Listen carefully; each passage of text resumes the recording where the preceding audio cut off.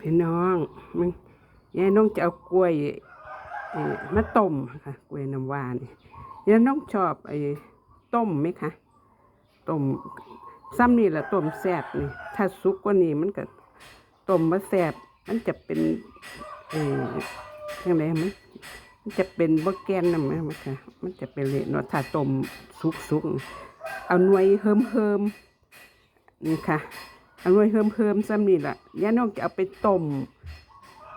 ยายน้องจะเอาไปต้มมาไว้กินนี่ค่ะยายน้องชอบกล้วยต้มชอบต้มกล้วยกินไหมคะต้มก็ต้องต้มด้วยเฮิมแบบนี้ค่ะต้มด้วยเฮิมนี่แซ่บขนาดเลยต้มแล้วก็มาปอกใส่ปรุง